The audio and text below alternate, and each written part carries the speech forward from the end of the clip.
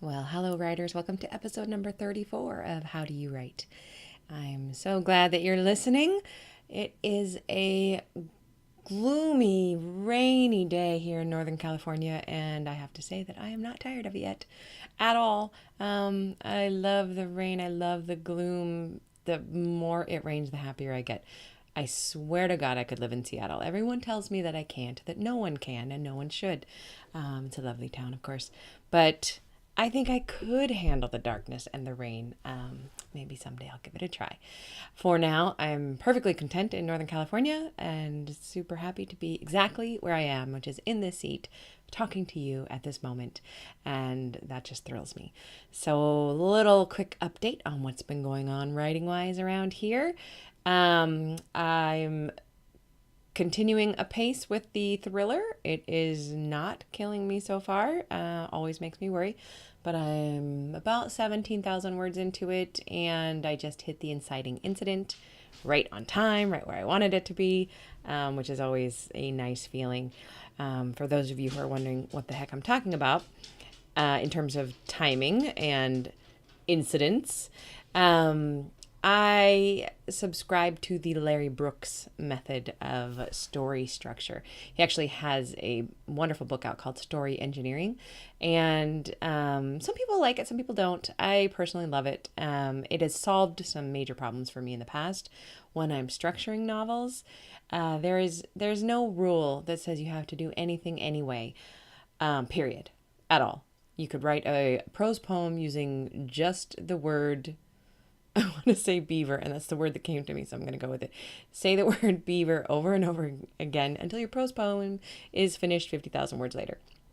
Have at it. However, if you want to move your books along and have the pace continue in a way that satisfies the reader's brain, there's the traditional three-act structure, which has been around for centuries and centuries.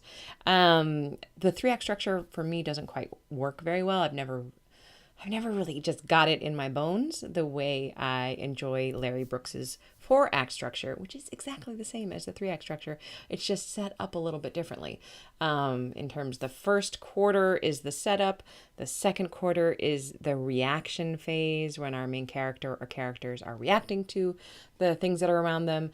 The third quarter is right after the context shifting midpoint. The third quarter of the book is about those main characters becoming actors rather than reactors. And the fourth quarter is the resolution. There is a worksheet that I use, which is why I'm mentioning this. I'm going to link to it in the show notes. Jamie Gold does a lot of planning stuff for writers. She's got a lot of forms and Excel spreadsheets and fun stuff like that, if that's the way your brain works, which mine does sometimes.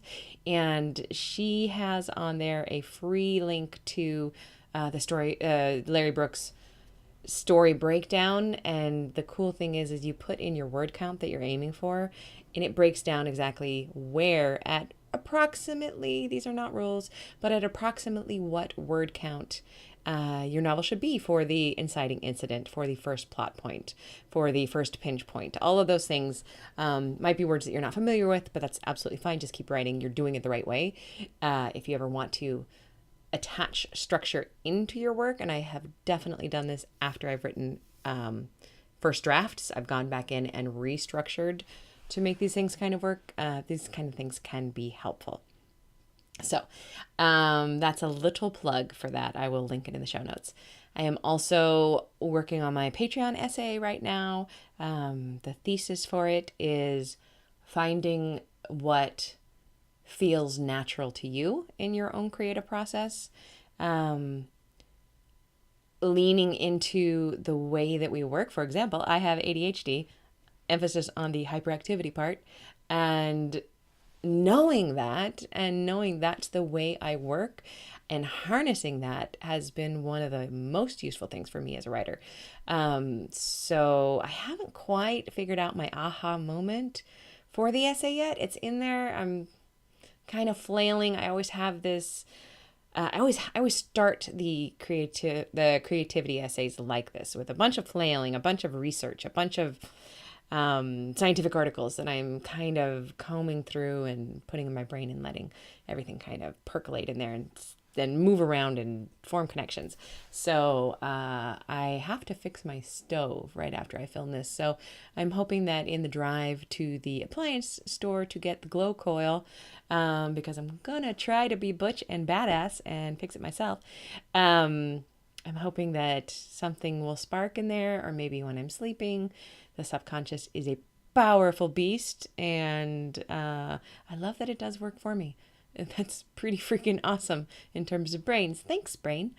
And let us then just jump right into the interview, which I know that you'll enjoy. This is with Xochitl-Julisa Bermejo, and she is awesome and smart and funny, and I know you're going to enjoy the interview. So why don't you go on listening? I'm going to fix a stove, and let's all get to our written. Okay, talk soon. Well, today I have the pleasure of talking to Xochitl-Julisa Bermejo. Hi there. Hello. Hello. Thank you so much for being on the show. Let me give you just a little introduction for those who may not know you. Xochitl-Julisa Bermejo was named a 2012 Los Angeles Central Library ALOUD Newer Poet and the 2013 Poets and Writers California Writers Exchange Poetry winner. Her poetry manuscript, Built with Safe Spaces, is inspired by her grandmother, Los Angeles, and the Arizona borderlands. In August 2011, she volunteered as a desert aid worker with the Tucson-based humanitarian organization No More Deaths, which informed many of her borderland poems. In Los Angeles, she's the creator and curator of the quarterly reading series Hitched and a co-founding member of the literary organization Women Who Submit. She is a first-generation Chicana born and raised in San Gabriel, California, and currently lives in the shadows of Dodger Stadium in historic Solano Canyon. She spends her nights listening for ghosts and coyotes of Chavez Ravine, and her days maneuvering the 110 freeway to teach drama and English to high school students in Arcadia, California. And I am not sure which is more alarming, the 110 or the high school students to me.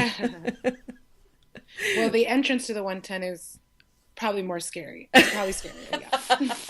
I live near a high school, and I swear to God that those are human beings that I don't understand. I try, but they scare me. Sometimes when I see them walking around, I'm like, oh my God, I'm back in, like, I'm a freshman again. And they're all so cool, and I am so not. Yes, it can be intimidating. What is the best time of day for you to write, and where do you write? I would say in the afternoons when I'm being really good and on my stuff. I tend to read in the morning, because I fall asleep when I read, so I have to read as soon as I get up when I'm like fresh. Yeah. And then I'll take a walk. And then after that, then that's when I'll start writing in like early afternoon. And I usually sit on my couch.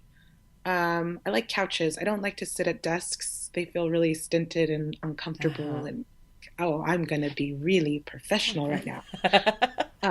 So I like to be comfy on the couch with blankets and pillows. Nice. I also like doing that, but I tend to, that's when I fall asleep sometimes, is when my computer's on top of my tummy and I'm all comfy.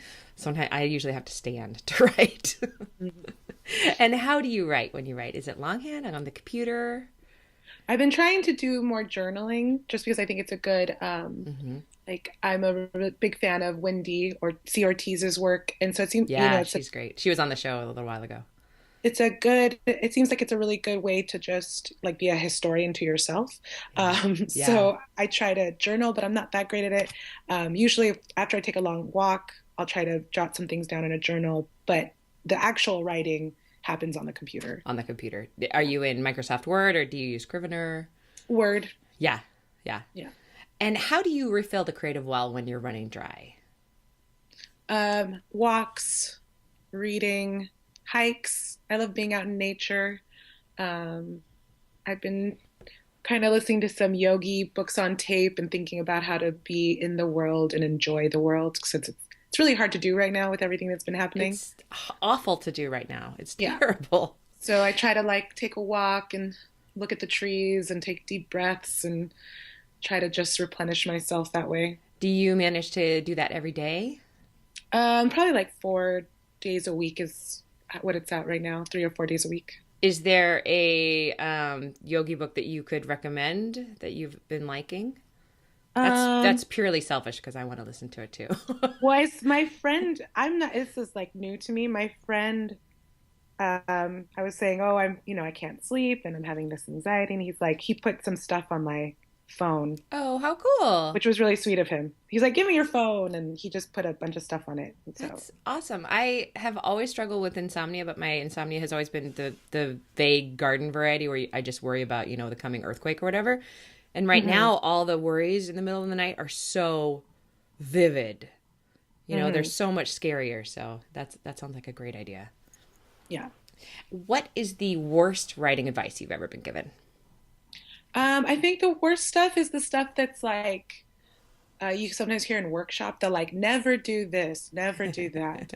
Never use that, never use just get rid of Ugh, those words, never use it is, the contraction, stuff like that. It's just like useless because, well, I'm a poet, and so it's like sometimes it is has more impact than it's. And sometimes I want to say just, and I need that just. So, and it's I just, exactly what you want. Yeah, I think, yeah. yeah, that actually, I remember hearing, that you never ever start a sentence with and or but.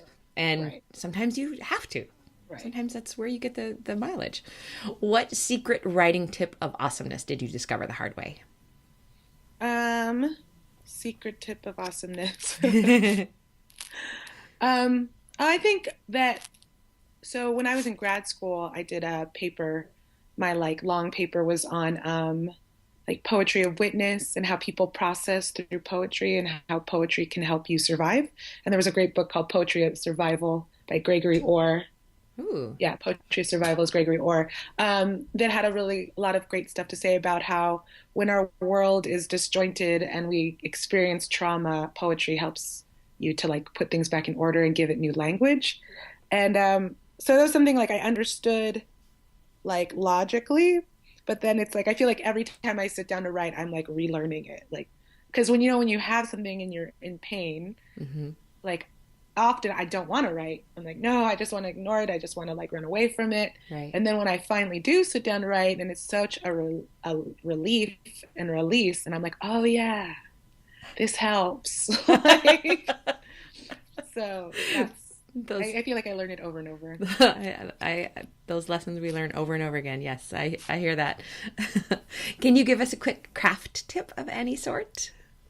Um, I just finished writing a novel, my first novel. Congratulations. Thank you. So I was a longtime poet, and so the novel fiction writing is still really new to me. But I think something that really helped me is that I have a theater background. Mm, I got a BA in theater, and I did acting and directing, and thinking about the character's motivation. Like, what does the character want? right. And who are the people that are going to help this character get what she wants, and who are the people who are going to get in the way of what she wants. So I've often heard that character is really closely related to plot, at least for some readers, and I think that's true for me. Mm-hmm. Um, it's like the conflict and the character arc, they're all really tight and close because I'm thinking about what does she want and how is she going to get it and who does she have to get through. So I would say, think about character motivation. I love that. How did you find the transition from being a poet and going into this first piece of fictional prose? Um, I was scared. It was an idea I had for a long time, Mm-hmm. and I didn't know if I could do it. Writing a fiction book has been something I've always dreamt about since I was a little girl. I Mm-hmm. always wanted to have a novel, but I didn't know if I could do it because it's so long and Mm-hmm. poems are so short. And Yeah. a book of poetry is maybe 100 pages, maybe more like 60, 70, 80 pages. So it was a scary endeavor, but I started. It's an epistolary novel, so Oh, cool. they're all little short pieces, and I kind of tricked myself that way and said, okay, well, you can write a poem in a page, you can write a letter in a page, and if you write 3 letters a day, maybe you'll get to something. And that's kind of how I tricked myself into doing it. I love that trick. That's exactly how I get things done. I'm always tricking myself. I'm gullible that way. And on really bad days, if you couldn't write or teach, what other profession do you wish you had? I just often wish I had something that was like you got trained and you were an apprentice and like you knew you were going to get paid because you had this skill. Yeah. Like a hands-on kind of skill? Yeah, like an electrician. I mean, I have a theater background. I always really liked technical theater. I always thought it'd be cool to be like an electrician or, um, yeah, probably like an electrician. Something where it's like, I have a skill. If the zombies come, I'll be useful. Like, you know. Yep. Yep. That is actually pretty badass, actually. And if you were starting over as a new writer right now, what advice would you give yourself? Um, I think I would just tell myself to start small, write as much as you can, write every day, read, and just start doing it. Yeah. I don't even, it's funny to think about who I was when I started, like at the beginning of my MFA program, Uh-huh. like over 10 years ago, to where I am now. Um, What were you like then? well, the writing was really horrible. I And hear you. I went into the MFA program because I just knew I wanted to be a writer Mm-hmm. and I knew I wanted to be in a writing community, but I had no idea what that looked like and how Mm-hmm. to do that. And so I went into this MFA program. And so I was really like this little fresh-faced girl. Mm-hmm. And I would go to these little events and be like, oh, what's that? Who's there? What is this about? And so it's just interesting to see how much I've changed. I don't know. I just think about that sometimes. I How think much has changed in over 10 years. yeah, So, I think I got my MFA like 18 years ago now. And I do look back at that baby faced girl and, you know, I just wanted to be around writers. right, That was all I wanted. right. And it seemed I like really mysterious. Like, it's so mysterious. how can I be a writer? How can I hang out with writers? Oh, you know, and yeah, And the funny thing is the answer is just to be a writer, you know, to write. Then you get to hang right, out with writers. right, That was way too easy for me. I chose to spend $50,000 instead. right, exactly. And what would you like to plug right now? Where can we find you? What should we be looking for? I have my first book of poetry came out in October. It's actually called Posada Offerings of Witness and Refuge. Awesome. And it talks about my parents' immigration history and also some time I spent on the border, which was in the bio, doing volunteer work and humanitarian aid work. And just kind of, and the book is about how I got to that point, which was really scary. I didn't expect to be in the desert. I got there and was like, holy shit, what am I doing here?